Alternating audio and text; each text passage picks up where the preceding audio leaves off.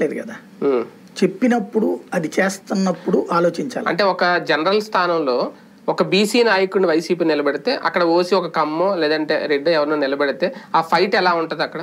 అంటే అక్కడ public receive చేసుకునే దాన్ని బట్టి ఉంటుంది. ఇప్పుడు బీసీని పెట్టినంత మాత్రాన్ని గెలిపిస్తారని లేదు, అలాగని ఓసీని పెట్టినంత మాత్రాన్ని గెలిపిస్తారని కూడా లేదు కదా. అక్కడ నాయకుడి చరిష్మాని బట్టి ఉంటుంది. అంటే సామాజిక బలం ఆధారంగానే కదా ఆల్రెడీ జగన్మోహన్ రెడ్డి గారు నాయకులను పెడుతున్నారు, అక్కడ బీసీ నాయకులను పెడుతున్నారు. ఇప్పుడు పెడుతున్న చోటన తను ఆ లెక్కనైతే కనుక అన్ని నియోజకవర్గాల్లో బీసీలనే పెట్టాలి. ఎందుకని అన్ని చోట్ల వాళ్ళు ఎక్కువ ఉంటారు. మరి అట్లా పెట్టట్లేదు కదా ప్రాక్టికల్ గా. ముందు తను కొంతమందిని డెవలప్ చేయడం అనేటువంటి ఫార్ములా తీసుకెళ్తున్నాడు. ఆ ఫార్ములా నడిచేటటువంటి సందర్భంలో అవతలోళ్ళు కూడా ఆ ఫార్ములాకి రెడీ అవుతారా, ఆ ధైర్యం మీద ఆధారపడి ఉంటుంది భవిష్యత్ పాలిటిక్స్ అనేది.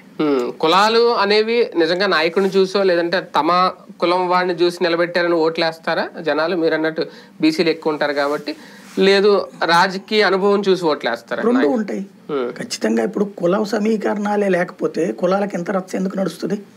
భారతదేశంలో ఎక్కడా లేనంత కులాల రాజకీయం మన దగ్గర ఉంటుంది అంటాం, కానీ ఉత్తరాదిలో కూడా అదే కదా. ఎందుకు బీసీ ప్లేస్లో ఎంబీసీ ఇట్లా తీసుకొస్తుంది? ఉత్తరప్రదేశ్లో కుల సమీకరణాలు కదా జరిగింది. అంటే సుదీర్ఘకాలం పాటు రాజకీయ అధికారం అనేటువంటిది అందని మావి పండు అయిపోయింది కొన్ని కులాలకి. అంటే బీసీ అంటారు, బీసీలో ఒక యాదవో గౌడో తీసుకున్నారు, మిగతా వాళ్ళందరి పరిస్థితి ఏంటి?